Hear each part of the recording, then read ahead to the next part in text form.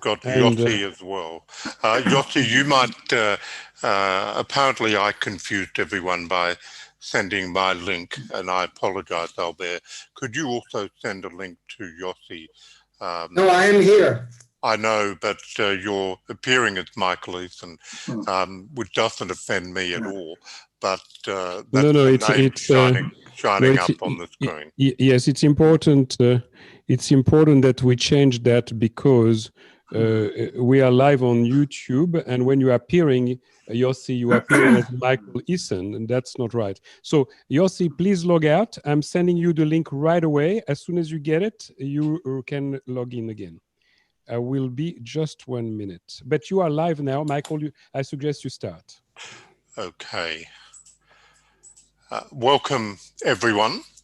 Today's topic is much anticipated, China's ambition. How far can they go? We're joined by a very distinguished panel, former Australian Prime Minister Tony Abbott, Business China CEO and Singapore MP Tin Pei Lin, Chair of the House of Commons Defence Select Committee, the Honourable Tobias Ellwood, security correspondent and famous Israeli journalist Yossi Mullman, and University of Sydney and Hudson Institute academic Dr. John Lee. Today we will each have our panelists speak for 6 minutes each, and thereafter we will have some discussion and questions, and Alan Howe, who works with our convener Albert Jadon, will be able to collect questions that are being asked by the audience and then ask those questions of the panelists. I know it's very early for some of us. It's 4 a.m. New York time, 9 a.m. London, 11 a.m. in Tel Aviv, 5 p.m. in the afternoon in Singapore, and now a bit after 8 p.m. in Sydney and Melbourne. Could I ask Tony Abbott to speak first? And you were elected Prime Minister in 2013 and served for 2 years. Amongst your many achievements were the free trade agreement with China, Japan, and Korea. There was great optimism about that period. And so I wonder if you could speak to the topic. I know there'll be a kaleidoscope of views today. So, Tony, why don't you kick off? Well, thanks, Michael. And yes, I certainly remember that wonderful night in the Great Hall of the Parliament back at the end of 2014 when, amongst many other things, Xi Jinping said that China would be democratic by mid-century. But what we would mean by democratic and what he meant by democratic, I suspect, were two different things. But certainly, in retrospect, that appears to have been close to the high watermark when it comes to Australia's dealings with China and maybe even the West's dealings with China more generally, because since then, the period of hide and bide has well and truly come to an end. Look, I want to make just 3 points. The first is that China is our strategic competitor. We are once more in an era of full-scale great power competition. We are in what I hope is an unbreakable partnership with the United States. China wants to pull us away from the United States. And as long as we stay close to the United States, and if we have the temerity to be critical of China in any way, shape or form, it will one way or another take it out on us. We just have to accept that. The second point I want to make is that as far as I'm concerned, we should continue to sell to China whatever finished goods we can, given that none of our products are likely to be of a strategic value to China in a direct military sense, although obviously they're helpful to China in a broader economic sense. But I think it's perfectly reasonable for us to keep selling our resources, our agricultural products, where we can, our services to China, but we have to expect them to be an utterly capricious partner who, when it suits them, will turn the relevant trade on and off like a tap. I'm not saying we shouldn't trade with them. Of course we should trade with them where we can get a decent price, but we have to expect it to be a difficult relationship. And if you're a trader with China, you're going to have to expect certain difficulties just coming up, and they'll be completely unpredictable and often utterly inexplicable, except in terms of politics. The final point I want to make, and I suppose this is the most important point, is that it seems to me that Xi Jinping is determined in his period as leader to not only bring Hong Kong fully within the Chinese system, but to take back Taiwan, if necessary, by force. I would be surprised if this doesn't happen at some stage in the next 5 to 10 years. If it does happen, and if Taiwan fights, I think the world is going to be at a very difficult and fraught juncture. If Taiwan fights and America doesn't support Taiwan, the American alliance system throughout the world collapses with extraordinary strategic consequences. If America does support Taiwan, America will expect its other allies to support America. And I think if we fail to support America under those circumstances, it would be the effective end of the ANZUS alliance. So I think this is going to be a very difficult decade, an extraordinarily difficult decade. Without wanting to be alarmist and without thinking that history ever repeats itself exactly, I think there is a whiff of the 1930s about this decade, and I think all of us are going to have to be ready for very tough times that will test our resolve and test our character, and could easily have some very fraught outcomes. Over to you, Mr. Chairman. Thank you very much, Tony. Our next speaker, always provocative, always good to feel the blood running after Tony speaks. Our next speaker is Tin Pei Lin, who is the CEO of Business China, a non-profit organisation which was originally formed by former Senior Minister and former Prime Minister Lee Kuan Yew in 2007 to nurture cultural and economic links between Singapore and China. Pei Lin is also an MP in the Singapore Parliament since 2011 and has an amazing career like most interesting Singaporean politicians. So over to you, Pei Lin. Thank you, Michael, and good afternoon to everyone who's in front of the screen. Thank you for allowing me to share. I think what I would do is to share a little bit more about Singapore's experience in engaging China over the past few decades. In fact, this year marks the 30th anniversary of Singapore-China formal relations. Let me just start by putting in context. Singapore is a small country. Given our physical, geopolitical realities and how our economy is structured, we are highly dependent on global trade, and therefore it is important for Singapore to remain open, to maintain good relations with everyone. And therefore what that means is that global connectivity is very key to the survival and the well-being of Singapore. And coming back to Singapore-China relations, as I was reflecting on this, I think there is one description that our former Minister for Foreign Affairs, Mr. George Yeo, has described very recently in terms of how to articulate or describe the relations that we share with China. So actually there are two main terms, and these are in the Tai Chi concept. One is 推手 and one is 沾.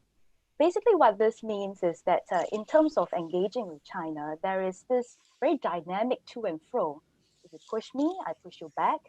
But we are always connected and engaged. And this constant engagement is pretty critical to the relations that we share, in this bilateral setting. The other thing, to elaborate this further, is that actually Singapore-China, over the past decades, the way we interact with each other, the way we collaborate has been very dynamic, never static. And it is, of course, as the times pass by, we have to remain creative. And I think the important thing is to seek out opportunities and chase those opportunities, of course, from our perspective, for the betterment of Singapore. And I think the third part to this is that Singapore, given our multicultural heritage, given our geographical location, we can become, and we have been playing that role as a bridge. Of course, bridge will suggest something connecting two static entities, two static states. But of course, in this world, nothing is static, it's very dynamic. And for us as Singapore, I think it is important that we play that role to connect, to catalyze mutual understanding and collaboration between different entities, between different parties, and of course, in this case, China and the rest of the world. A little bit looking back into time historically, actually for Singapore and China, I would say that the real interaction started way back into the 1970s when then China leader Deng Xiaoping came to visit Singapore in, I think, 78. And that marked the beginning of that frequent high-level interaction between the two countries. And it was also about that time that China began to open up and started its process or journey of reform. Since then, the two countries have maintained very close contact. At the beginning of that journey, China would send a lot of its officials and leaders to come to Singapore to observe how Singapore developed ourselves. But of course, at a certain point in time, it was really just too overwhelming because Singapore is quite small. So the innovation out of that was that we would have a G2G, government-to-government project called the Suzhou Industrial Park. And that would be in China, where Singapore will go there to invest and develop and help to bring in investors. And from there, using that as a model, China could, through real hands-on experience, learn and see how an industrial park, for example, can be built. So that would be in the 90s, 1997. And every 10 years, actually, between Singapore and China, we've got something new and something different, really aligned to the need of the time. In 1997, that was the Suzhou Industrial Park. That was the beginning of industrial park creation. And then in the early 2000s, about 05 to 07, broadly then, there's the Tianjin Eco City, and now the second G2G project.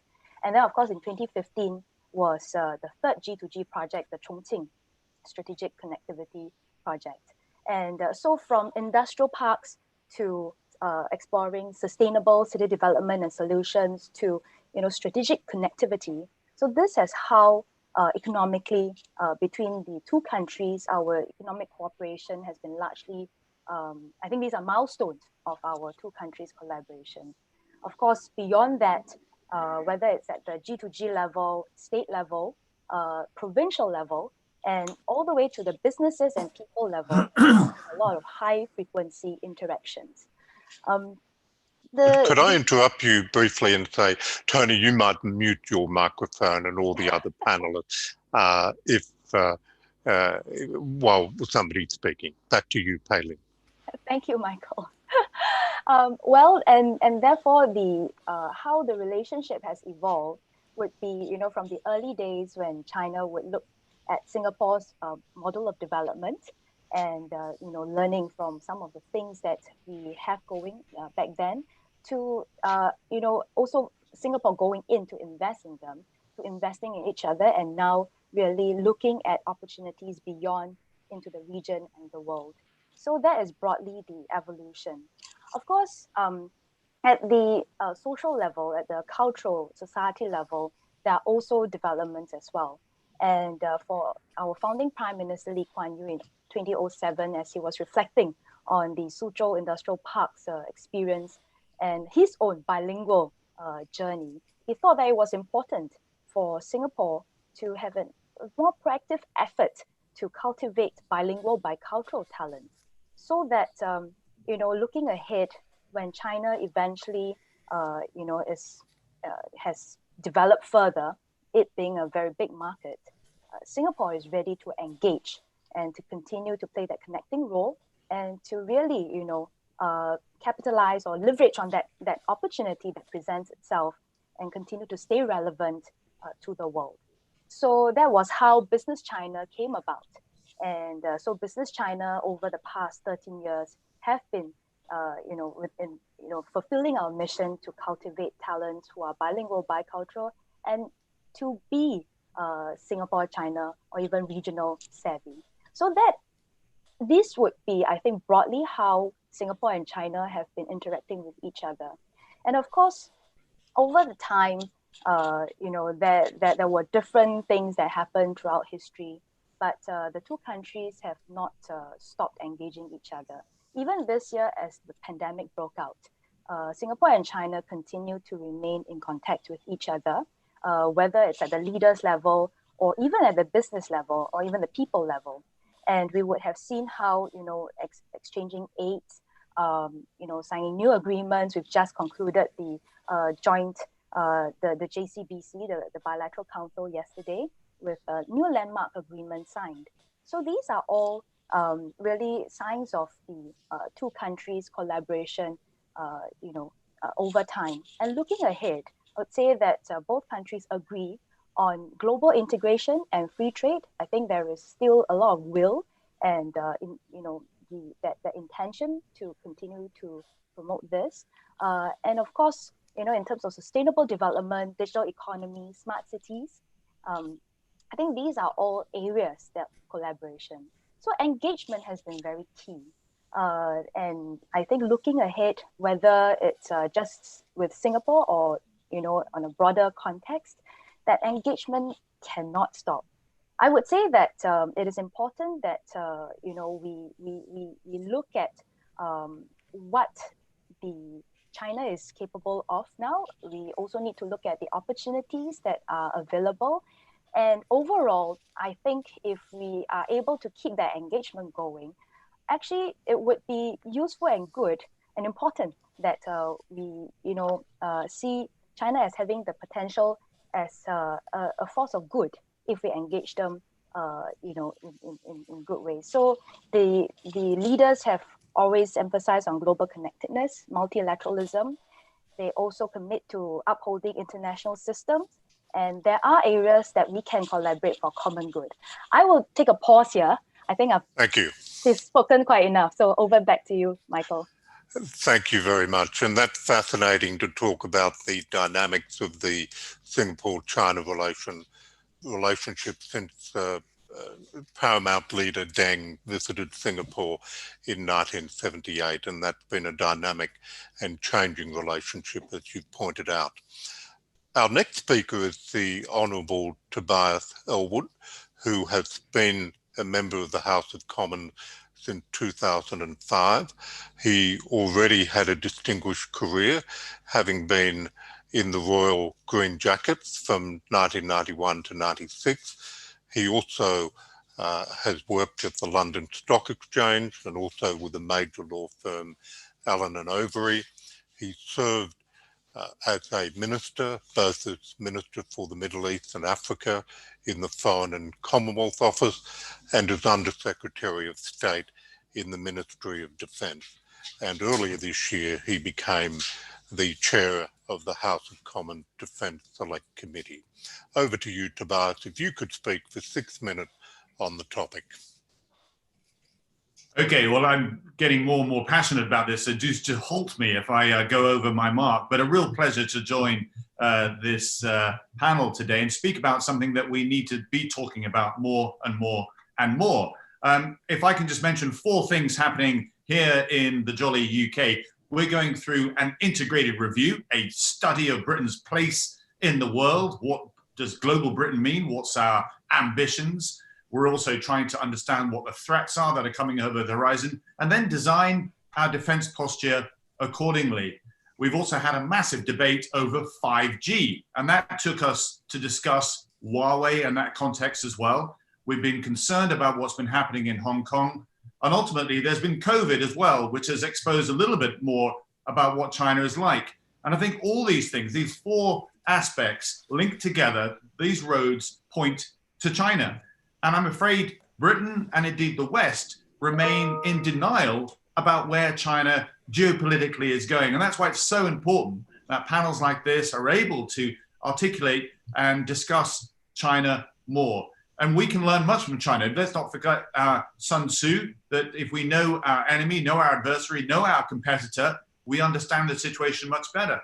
And I can promise you, without dismissing my colleagues, most people here are unfamiliar with the century of humiliation, the Boxer Rebellion, or even how we ended up with Hong Kong in the first place. And yet these are the things that are shaping China's attitude towards the West. The fact that they were denied participation in the evolving Bretton Woods negotiations that led to, the world order after the Second World War. I mean, Tony talked about a 1930s feel to where we are now. I'd go further than that to say we've actually slid into a Cold War, but we're even in denial about that as well. It's not a build-up of weapon systems either side of an Iron Curtain. It's a clever way of bypassing military conflict, but going directly to cause economic harm through the internet, through being able to purchase companies, to be able to actually yield influence from afar. And this is the big question that we need to ask ourselves, is what should we do about it? Because this rise of China that we've seen that has been welcomed and encouraged. George Osborne, David Cameron went to China expecting them to mature into that wonderful global statesman. It hasn't happened, and yet we are still hoping that it might. And I really do believe that the West needs to get together and recognize that that is not the case, because the rise of China has actually coincided with the demise of what the West actually stands for, what we believe in, what we are willing to defend. And I don't think things were really helped under Donald Trump, because he didn't really build Western alliances. One thing he did do, though, is perhaps wake us all up as to what China is really about. The fact that they are purchasing British companies, 10% of Heathrow Airport is now owned by China. Our taxi companies are owned by China. Weetabix is owned by China. This may seem very small fry. We, of course, are open to international business. But when you put that next to all the other things that they're doing with their One Belt, One Road programs of luring and ensnaring companies into long-term debt, and their 5G gifting of luring nations and states into a data programs which will be very difficult to get out of. One by one, they're plucking off countries which would not criticize China, let's say at the United Nations General Assembly. And we are sliding towards a bipolar world that we need to wake up to. Where do we go from here? Well, there is an opportunity, I think, with the White House change of occupancy to perhaps regain some Western resolve in standing up to China, because the difference between this Cold War that we're in now and the last one is China's dependency on global trade, on the world economy. And we have not been robust enough in defending our trade rules around the world, but collectively we can actually do that. So we need that reset. And perhaps that's Britain and America starting to work with our Five Eyes nations on being more ruthless about security and trade cooperation in the rules that we are willing to defend and support. And from there, build up for other nations to join in that position as well. But I'm concerned that we continue to be in that place of denial. We are, even now, still have an aid program, an overseas aid program to China. That makes no sense whatsoever. The scale of China's military is simply colossal. Their navy grows the size of the British Navy every single year. What they're doing in the South China Sea is of huge concern. And yet we simply turn a blind eye to it. And their cleverness in outreach through international organizations of taking the top jobs, essentially neutralizing these bodies to be able to do the check and balances that we need in our international world. The world order, I think, is looking a bit wobbly at the moment, is looking dated, but it needs the West to be reinvigorated to actually enforce what we believe in and stand up to. 2021 could be an exciting year. Britain hosting the presidency of the G7, COP26 is so important as well. But ultimately, only collectively can we actually stand up to China, because they've been very clever at plucking us off one by one and actually sowing very clever division between us, preventing us from being united and advancing our world order to recognize the very, very changing world that we're now enduring. Thank you. Thank you very much, Tobias. Again, a very spirited intervention in the panel tonight. We'll move on now to Yossi Mullman, who's very well regarded in Israel. He was a long-time intelligence and strategic affairs correspondent for Haaretz newspaper. Then he moved to the Jerusalem Post and Maariv, and last year returned to Haaretz. He won the Sokolov Prize for Israeli journalism, amongst many awards. He published many books on security and other related issues, including the highly regarded Spies Against Armageddon, Inside Israel's Secret Wars. And he's also been covering for the Israeli media some aspects of the China-Israel relationship. Over to you, Yossi, if you could speak for 6 minutes on the topic.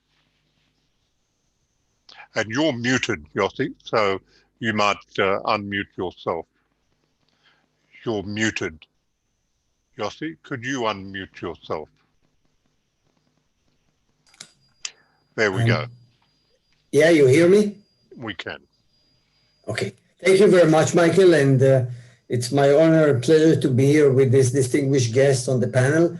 I'll be very brief. I hope I would not pass the 5-6 minutes limit. I would provide you with briefly with the Israeli-Chinese landscape and perspective. What are the Chinese interests in Israel? Israel is a small country, far away from China. We are the size, in terms of population, the size of a mid-range Chinese city, 9 million people. So these things have to be in perspective, and it's in proportion. China is seeking to achieve 3 goals in Israel. One is a backdoor to US technology because of the strong strategic alliance between Israel and the United States. So in a way, we are kind of a base country to reach a target country as far as the Chinese are concerned. Secondly, they are looking for Israeli high-tech. And thirdly, they hope to get, in the past at least, Israeli weapons. And indeed, the first contact between China and Israel was in the late 70s, when there were no open diplomatic relations between Israel and China, and yet Israel sold weapons, was probably among the first Western nations which agreed to sell weapons to China when the Chinese heavily depended on their Soviet-made weaponry. That was in '79, and it was exposed, revealed simply by during one of Chinese military parades in Beijing, when suddenly observers noticed that there are some elements, new elements of Israeli technology in Chinese weapons. Now, as far as Israel is concerned, I would say that Israel at the first stage encouraged China. We encourage China to buy and invest and purchase Israeli companies. That was the first phase.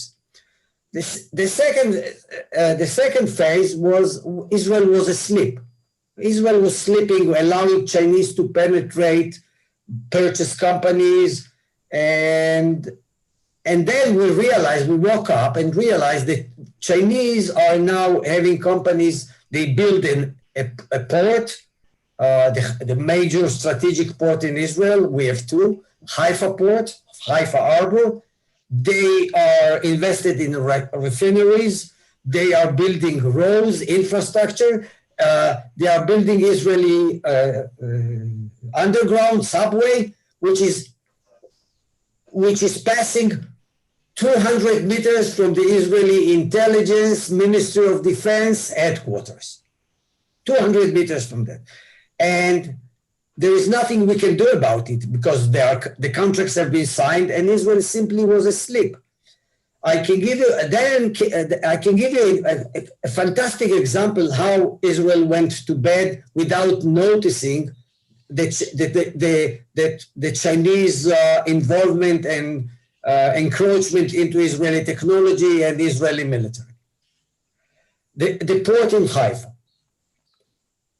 is next to Israel's submarine fleet, which, according to many experts, is also a platform for nuclear weapons. Now, there is a new strategic center in Haifa, led by a guy called Professor Shaul Chorev. And he wrote a very extensive paper how dangerous it is to host the Israeli submarine fleet next to the harbor. And it's already too late to interfere. However, this Professor Shaul Chorev was the project manager of the Israeli submarine fleet when Israel purchased the submarines from Germany. Then he became the head of the Israeli Atomic Energy Commission. And I asked him when he became a professor at Haifa University, where have you been?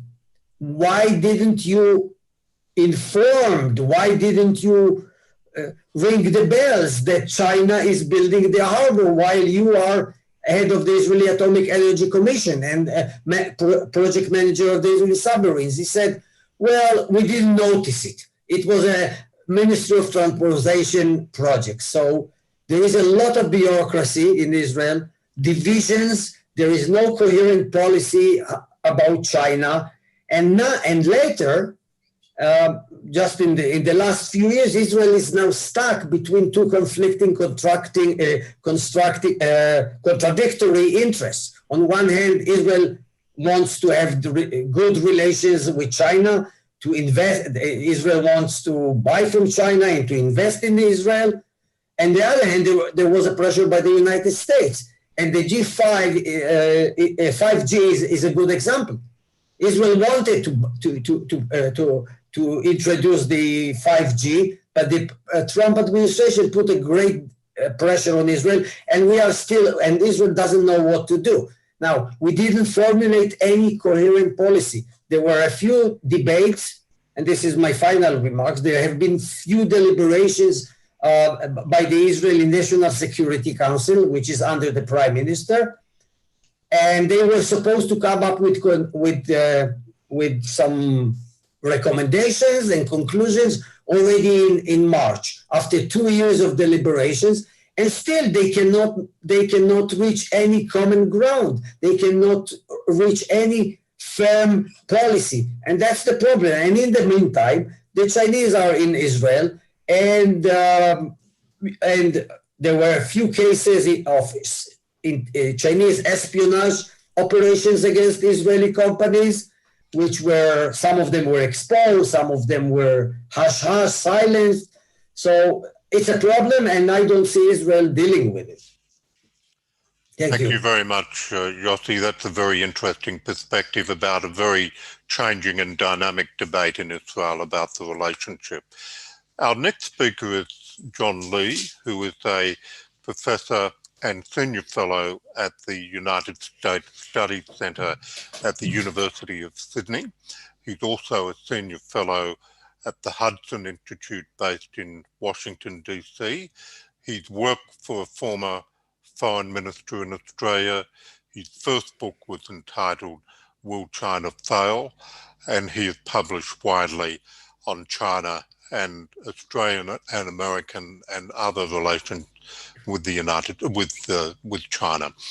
Over to you, John, if you could speak for 6 minutes on anything to do with the topic. Thank you, Michael. Tony, great to see you again. Albert as well, and delighted to meet Pei-Ling, Tobias, and Yossi for the first time, albeit virtually. Now, first, China's ambition. We know about it because China tells us very clearly what their ambition is. They want to become the preeminent strategic, economic, political, technological, and cultural power in the Indo-Pacific and Eurasia. That's what they tell themselves, and that's what they're increasingly telling the world.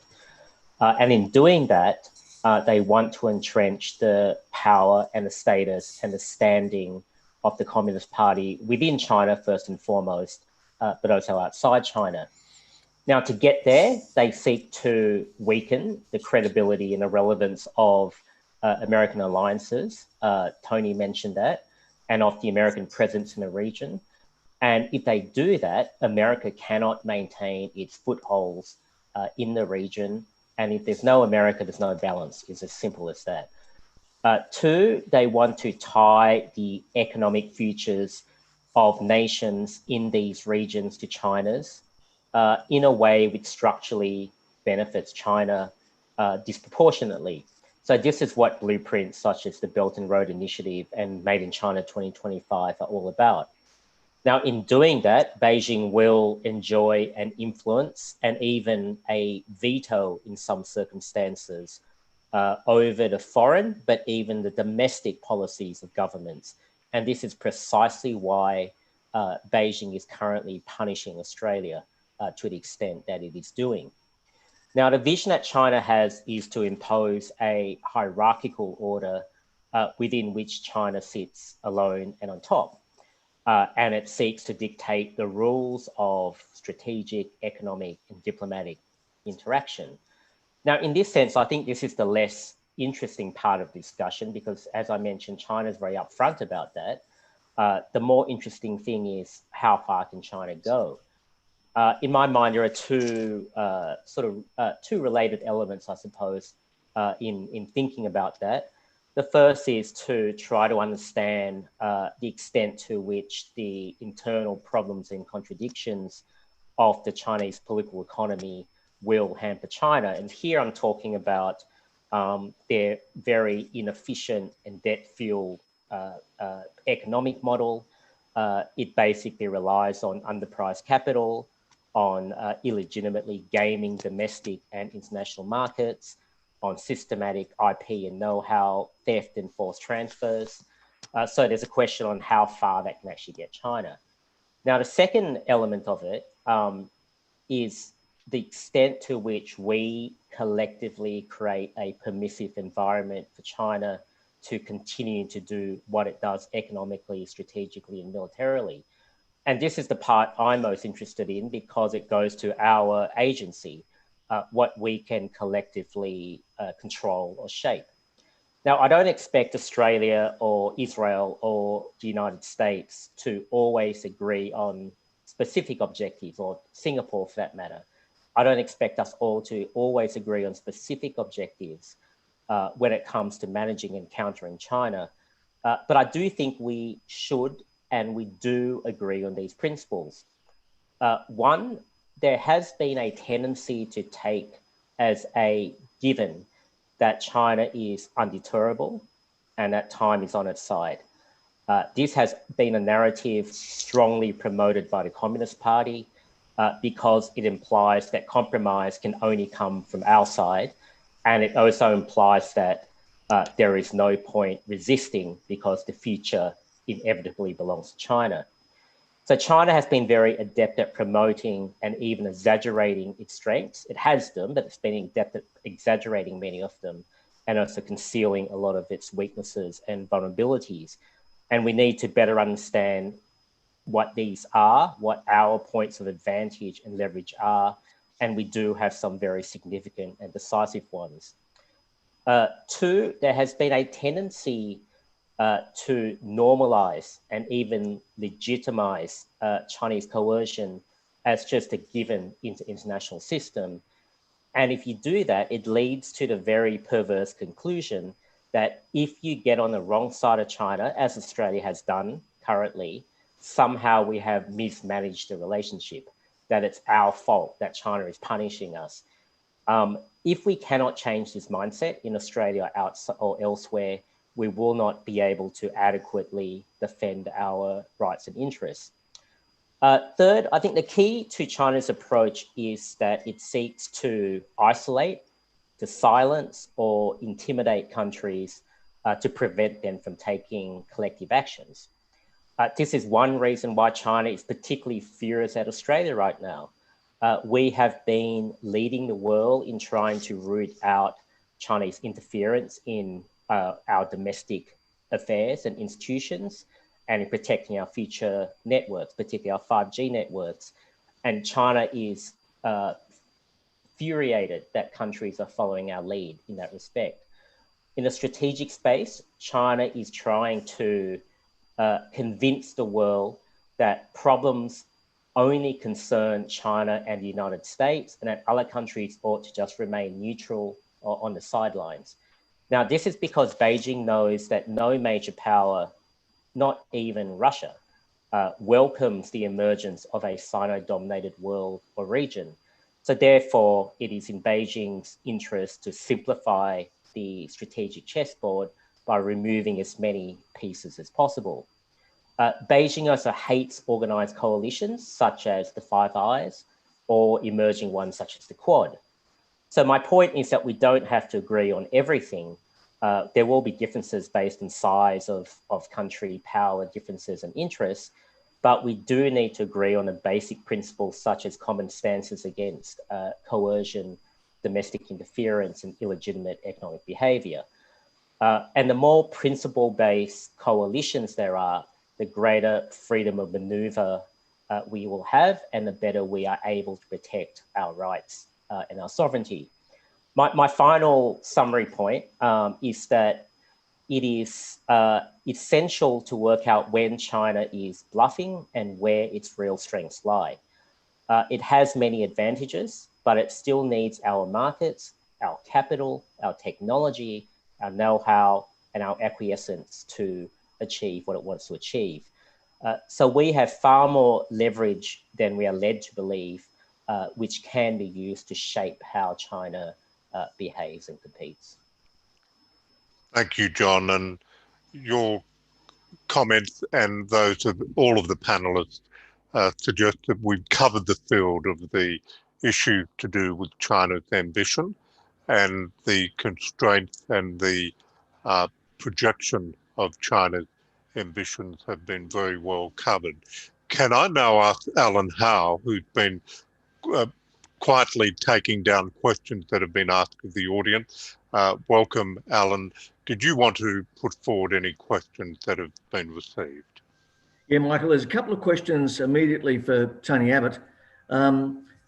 If Taiwan, I'll ask them both at the same time. If Taiwan were to be subsumed back into mainland China, you've referred to it as if Taiwan fights. Could changes, political changes in Taiwan mean that it might not? And then also, if you were Prime Minister and China sought to move on Taiwan, and the US did indeed vigorously defend Taiwan, its ally, what degree of support would Australia give? Very important questions, Alan. My instinct, and I regret to say I haven't visited Taiwan, my instinct is that the Taiwanese would fight. I think that increasingly Taiwan sees itself as a separate entity to China. And if they did fight and the Americans materially helped them, I think we would be obliged as a military ally of the United States to contribute to the extent of our capability. Aircraft, ships, and perhaps boots on the ground as well. So perhaps substantial loss of life, Tony. Look, you can't engage in a conflict without being prepared to risk life. I mean, you know, we lost hundreds of service personnel in Korea. We lost hundreds in Vietnam. We were lucky not to lose that many in Afghanistan, but there's no such thing as casualty-free combat. So yes, and look, the other point to make, Alan, is you cannot expect your allies to fight for you if you're not prepared to fight for them. Mm. And fighting for anyone means that you are prepared to take casualties, absolutely. To John Lee, Australia does have power in this imbalanced relationship with China, and to some degree that was expressed in the Australian this morning, where some of our coal's been knocked back, as a result of which, well, partly as a result of which, there were some dynamics anyway. The coal price has soared since then. That obviously gives us a bargaining chip, but we've seen with some recent rebuttals of imports that our bargaining position is not quite that strong, is it? It's not, but you know, if we try to understand what the Chinese are trying to do, economic coercion is ultimately a tool. It's a psychological tool. Ultimately, it is.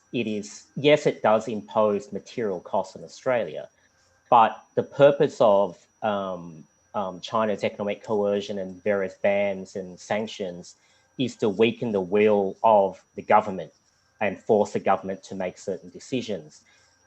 The point I guess the point I'm trying to get to is that yes, you know, we can calculate the cost that China can impose on us, but there is no sort of mechanical formula for how much cost we can actually absorb.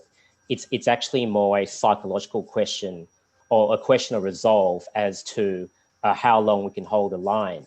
Now, the other aspect of your question about the market effects of it is that the longer this goes on, of course, it's not good for the Australian economy, but the longer this goes on, the more distorting effects it has on various sectors, which will affect the Chinese. But actually, more importantly, the more it forces other countries to reorganize or reassess their economic and other relationships with China. So Australia cannot win this negotiation, if you like, with China on its own. But it can. But what's going on now, I think, is causing other countries to reorganize or even reset their relationship with China, and that goes back to my point about collective pressures on China. If we refuse to allow ourselves to be picked off, then it becomes extremely difficult for the Chinese to actually achieve what they want. Just finally, can I just weigh in very quickly on the Taiwan issue? Look, I think 2020 will be seen in hindsight as a disastrous year for China. Even on the Taiwan issue, no person in Taiwan believes anymore in the one country, two systems after what's happening in Hong Kong. The Taiwanese now know that if the Chinese have control over administrative control over Taiwan, the way of life of the Taiwanese that they're accustomed to is over, which means that the incentive for the Taiwanese to pay what price they need to pay has just been massively increased. That's not something the Chinese planned on, but a lot of things they're doing this year, I think, is backfiring. Thank you for that, John. Alan, before you ask the next question, I wonder if I could ask a question of the panel on the Belt and Road Initiative, which Tobias talked about, and that has been seen in different ways by different commentators, and it's seen by many as a clever strategy of the Chinese to create great leverage in parts of the world. Is it also a massive economic mistake for the Chinese to be investing in many countries which will be ultimately seeking debt relief, where the KPIs are not very clear? There might be geopolitical strategic interests, but are the Chinese wasting a lot of their money in some of what they're doing? In other words, what seems to be clever is actually, because it's led by the Chinese Communist Party, is actually going to end up being egg on their face. Maybe John and Tobias, you would have a comment on that. to begin with, if anyone else does as well. Tobias, why did you go first? Certainly, I think this is something that we do need to understand much better and work out what the West counterweight might possibly be. I mean, your initial question is it wise for China to do this? I don't think they have any choice. In order to feed the middle class, to allow China to sustain itself, it needs to grow substantially every single year. It needs to advance in its tentacles to other parts of the world in order to trade. The concern that we have is the rules, the guidelines, the standards that are then that are not observed. They're not following WTO standards or rules, whether it be on human rights or indeed on labor laws and so forth. And they get countries ensnared into not just their way of thinking, but long-term commitments. And when those countries can't pay the debt back, the best example is Sri Lanka, where the port was then eventually handed back to China. China now has a military port in that country. China has 40 bases around the world that have been gleaned in similar fashion. And we need to recognize what that counterweight will be. In the UK, we have strong connections with our Commonwealth nations. But when you look beneath the surface, you can see that they are being eroded. That bond that we have is being replaced because China is gifting military equipment. That creates another bond, another link, another commitment to China. The 5G piece is really concerning. Ethiopia, for example, put out to bid its 5G contracts. And I understand that the Chinese made it very clear that they would undercut any Western commitment that was made. Now, once, of course, you own the 5G capability in a country, you own the movement of data, that itself takes you to a different world of I think, of influence. And I stress back to where the answer is. It's the collaboration. It's the importance of us providing the counterweights. The Apollo program, sorry to go on a little bit, but the Apollo program was a great example in the last Cold War of the Americans working with the commercial and the state to provide an answer, not just to catch up with what the Russians were doing, but to overtake it. And the West needs to do the same on the digital platform and indeed the trade platforms as well, to provide a Western counterweight to what China is doing. Thank you. John, did you want to make any comments? Sure, I'll make a quick one. Strategically, I think the Belt and Road Initiative has paid great dividends for China for the reasons that Tobias just gave. Now, economically, it's a slightly different story. If you look at the Chinese funding of the Belt and Road, we hear a lot about the Silk Road Initiative and all those Belt and Road funding entities. But if you actually look at where the funding comes from, about 96% of the Chinese funding comes from state-owned banks. And these state-owned banks are already hugely leveraged with a lot of bad debt hidden in their books and so on. So China is very actively trying to convince other countries and financial institutions, multilateral institutions, to help fund the Belt and Road, which is precisely why we shouldn't really allow that. Just give you one more sort of a statistic, but to get an idea of the Belt and Road in terms of its finances.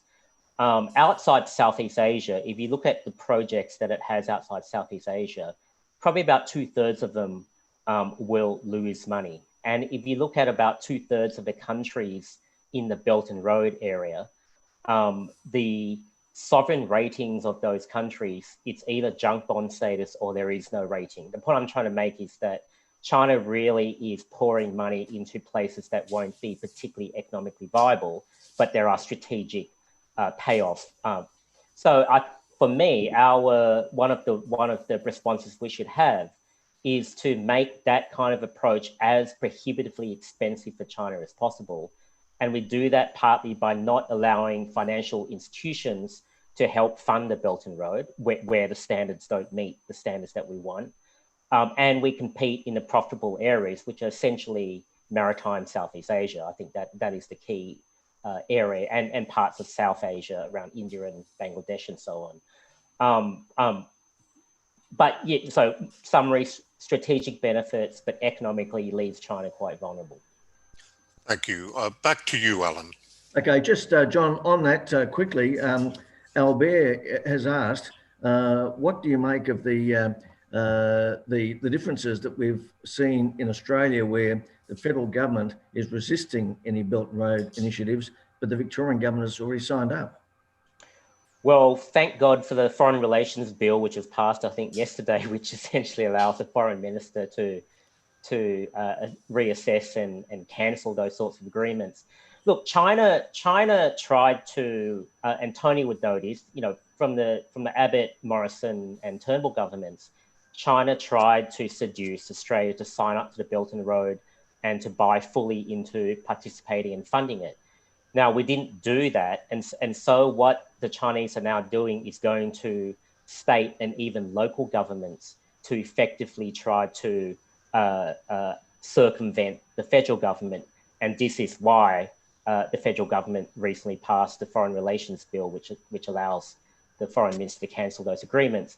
To answer your question, Alan, it was a worrying development because essentially it was allowing state governments to bypass federal foreign policy. But hopefully the legislation that was just passed will somewhat mitigate that. Just on that, Yossi, can I ask, the two China projects, investment projects, infrastructure projects in Israel, the underground railway and the port at Haifa. Now, the port at Haifa has been described as transformative for the Israeli economy. Nonetheless, were those contracts up today to be signed tomorrow, would they? Yossi, you're muted. If you could unmute yourself. You're still muted. Yossi, if you could unmute yourself. You're now unmuted. Yeah, can you hear me? Yeah. Sorry. The answer, Alan, is no. I think that Israel wouldn't build these the harbor by a Chinese company. The former head of the Israeli intelligence, Mossad, Ephraim Halevi, tried to ring the bells and to set the alarms nearly 2 decades ago, talking about Chinese expansion in the Middle East, the danger to Israeli vital national security interests, and people were looking at him as a laughing stock. People thought that he's old and he doesn't know and he didn't know what he was talking about. Now it's almost too late. It's the last chance to stop China of being so heavily involved in Israeli economy and indirectly in Israeli military and technological areas and industries. And the Israeli government doesn't know what to do, because China is Israel's third largest trade partner after the United States and the EU. Very soon we might surpass the EU, and China will become number 2. So there is this Israeli dilemma how to juggle between United States on one hand, which is Israel's largest, most important strategic ally, and the Chinese, and China is an economic powerhouse. There is one more important factor which very few people put attention to it. And this is that China is more and more becoming involved in the Middle East as a military power, not just as an economic power.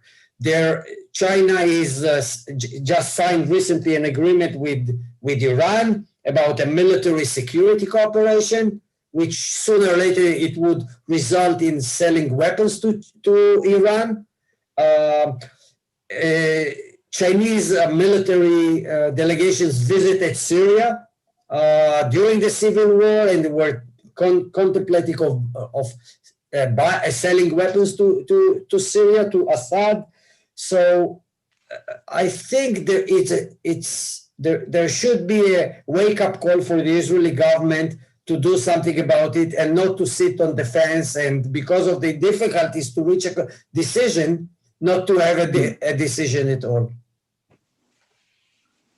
Michael, do we have time for another question? I do. Maybe I could ask one of Pei Ling and then back to you, Alan. And Pei Ling, I'm wondering about the relationship between Singapore and China. And I wonder, given that many of the original immigrants to Singapore and Malaya came from Hokko and Hokkien speaking dialects, etc. Is there a regional focus to some of what the relationship between Singapore and China has been? I remember going to Suzhou outside of Shanghai many years ago and seeing and meeting a lot of Singaporean companies. Has there been a bit of a regional focus in part of your relationship with China? Well, thank you, Michael. As a fact, actually, about 75% of the population would be descendants of Chinese ethnicity. But I would say that over the past many decades, we have our very unique Singapore Chinese culture because of the geopolitical, geographical. We actually is a multicultural melting pot. Many of our policies encourage that as well. So how, within the public housing mix, and all these will have an influence over our language, the way we think about, say, values, or even how we celebrate festivals. And all these are very unique to our sense of identity, even for the ethnic Chinese in Singapore. I would say that, throughout the years, because of, our reality, we have to maintain open trade, openness, so we have a confluence of people from different parts of the region and the world coming to Singapore. And all these have a strong influence on how we think about the world. And for one, actually, Singapore was once a colony of, UK, of Britain. And so that also, again, has got a certain degree of influence on how we see ourselves and even our systems and most of our laws today. So I think we are very unique. And because of, we started from zero, we started from almost nothing. We were, ejected out of Malaya back then. So we are forced to have to build from scratch, and talents have been very important to us. So when we talk about engaging, regardless of which nation, I think for us is that we want to be friends with everyone. And again, I stress the importance of global connectivity for Singapore. If we are not connected, I think we can say goodbye to ourselves. And therefore, it is important for us to keep that in mind. At the end of the day, for Singapore as a small and open economy, it is important that we uphold, a rules-based world as well as open access. And these has been vital to us, and will continue to want to uphold this. And I think this is also something that even Singaporeans ourselves acknowledge that. So back to you, Michael. Thank you very much. And back to you, Alan. Okay, we have got a last question from Australia. So in Brisbane at Queensland University earlier this year, we saw Chinese students protesting on behalf of those seeking freedoms in Hong Kong. There was a counter-protest by other Chinese students and other Chinese people, dragooned by apparently the local consulate against them. It turned violent. And we've seen Chinese students at Australian universities seem to be part of or under the influence of the various Confucius institutes. And I wonder whether Tobias Elwood and Ting Pei Ling could tell us whether they've seen that in their countries. Tobias.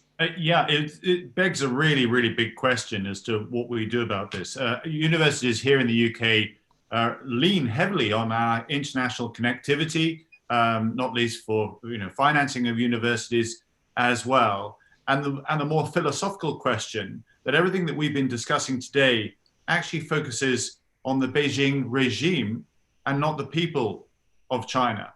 Unfortunately, it's blurred a little bit because of what China is doing, or Beijing is doing, with its Confucius centers, with its use of students and so forth, demanding them they report back. So, we have this big dilemma here of wanting to support the people of China, wanting to continue that connectivity and through studies and so forth, but also to make our point. I don't really have an answer. I'm not close enough to this myself.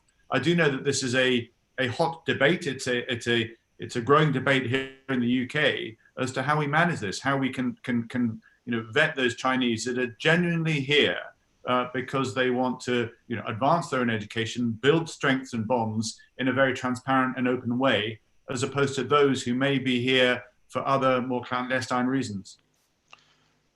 Hey Ling, did you want to make a comment? Sure. I think we are also very cognizant, like UK, I think we are cognizant of anyone coming to Singapore. And for us in Singapore, I think it is important that any new entrants understand our culture in Singapore, how we do things, how we work, and try to integrate. So I think that is first and foremost. Again, back to my earlier point, Singapore is an open economy because that's how we survive.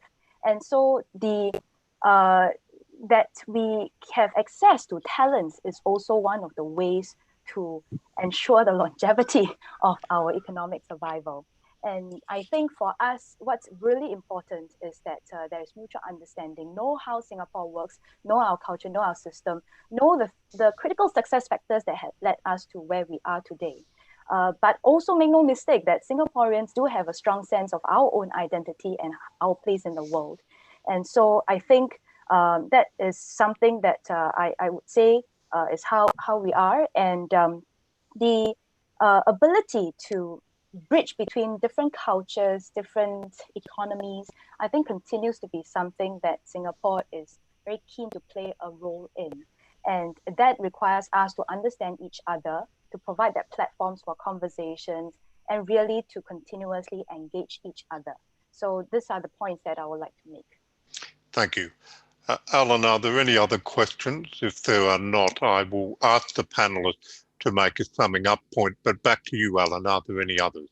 There's one quick question. It was asked the other day by the same man, Michael Kroger. He wasn't happy with Paul Kelly's answer, I don't think, the other day. So he's asked again, can I ask this of John Lee and of Yossi Mullman?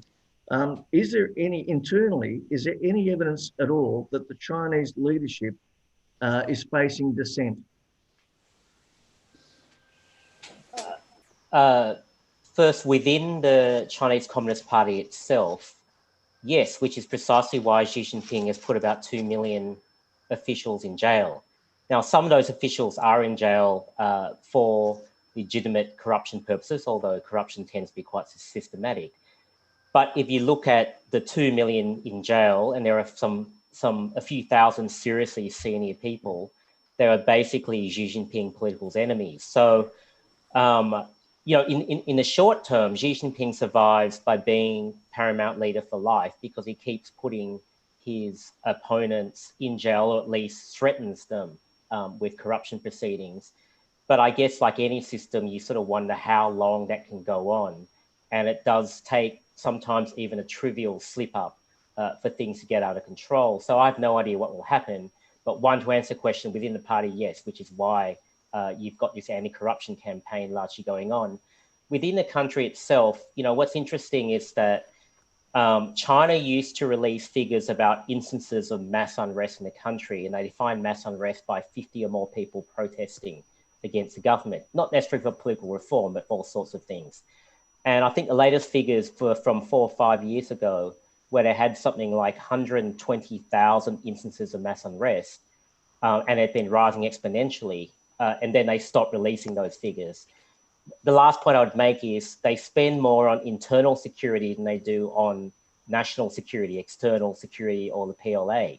They spend more on the people's armed police and internal security than the entire external security budget. They're the only major country to do that, and this is in addition to the normal police forces. So that tells you something about how paranoid they are and the sorts of fires they can constantly need to put out within the country itself. Yossi. Well, I agree with John, and I really have nothing strong to add or say about it, except that while the Communist Party in Beijing maybe is trying to fight corruption to a certain degree, as long as it's not their corruption or corruption close to the high level leadership. They are also trying to corrupt international companies, and to when they buy companies abroad, including in Israel, they are involved in trying to corrupt those who are trading with them, those who are working with them, and once again, at least in the Israeli case, no one is putting any attention to it. Is simply turning a blind eye about it. Thank you very much. That being the last question, I'm going to ask each of the panelists to give us no more than 2 minutes in a summing up of any points that have been left unsaid that you would like to raise on this very important topic. And perhaps I could ask anyone to say what 1 or 2 things you would like your government to do in respect to the challenge of China's ambitions. Why don't we go in reverse order to how we began? And I think that means, John Lee, you might kick off. Sure. It'll only take me 30 seconds. My advice or my comment would be, China is deterrable, China can be shaped, and China can change under pressure. It's been telling the world that those things aren't possible, and it obviously serves its interests. But China can be deterred, it can be shaped, and it does change under pressure. It can wilt under pressure. The second and final thing I would say is, when it comes to China, because they're such a disruptive, great power, it's very easy to consider just the cost of action. We need to consider the cost of inaction. And happily, I think this is where Australia is at. It's where some countries are at. But the cost of inaction is often greater than the cost of action, and we need to weigh those things properly. Thank you. Yossi. 2 points. First of all, I hope that the Biden administration will change the equation of the Chinese-US relations, that would understand, and I think there are already signs of understanding the threat of China becoming a superpower. It's already a superpower, becoming maybe the ruler of the world. If there is, and as far as Israel is concerned, I think that it's about time that the Israeli government, first of all, will make up its mind, will formulate a policy. What do we want from from the Israeli-Chinese relations? What are the constraints? What is doable and what is not doable? Where is the border? Where should we draw the border in our relations with China? Not only and not having this kind of approach that, as far as economic relations are in place, the sky is the limit. This is the Israeli approach. Everything is possible, and I think we should have to think twice about it. Thank you. Tobias. Well, thank you for having me today, and I would agree with what's been said. And to advance it, I would say that we need to stop being in denial. We need to wake up as to what China's intentions are, and also recognize that China is presenting threats, presenting competition in an era where the world is becoming more complex and more unstable. So we need real political international leadership. We need the West to come together like we've not done for decades. And I agree with what's been said already. Then we can have a positive outcome, because collectively we are stronger and we can provide the guidance and the direction of travel that we actually want to see in a more peaceful world. If we don't do this soon, I'm afraid we will reach a tipping point, and China will advance and become stronger militarily, economically, and indeed technologically, making that journey much, much more difficult the later we leave it. Thank you, Tobias. Pei Ling. It's been a pleasure speaking and joining this with all the gentlemen here. I've got 2 points. One is that I think throughout the entire conversation, nobody has said that we should not engage China, but it's really how we engage China.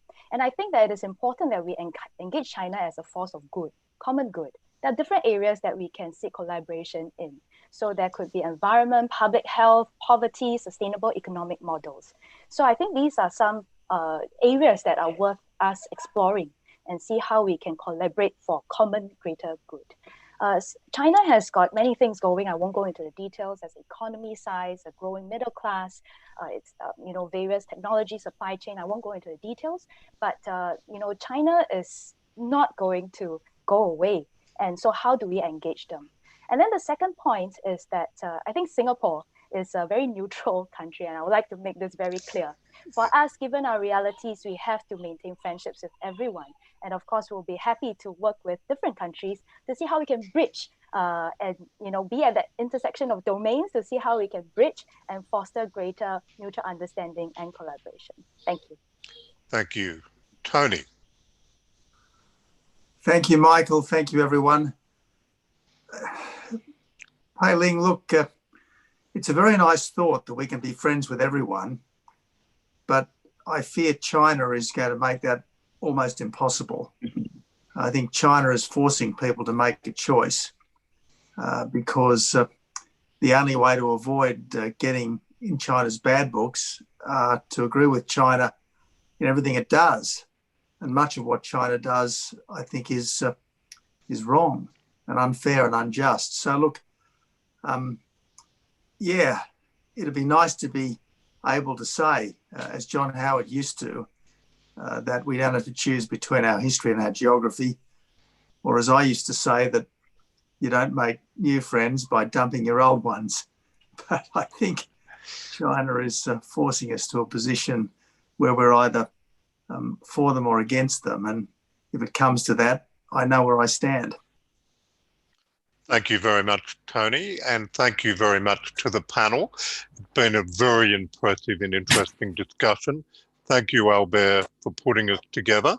Because I'm an Australian and because there's been a number of trade bans recently from China, I want to raise an Australian glass of wine and encourage everyone viewing us Well said. to drink Australian wine, and that's a great thing to do. And I also propose not only a toast to the panelists, to Albert for putting us together, but next year in Jerusalem. Well done. Hear, hear. Thank you. It's a good, Hal. Thank you. Thank you all.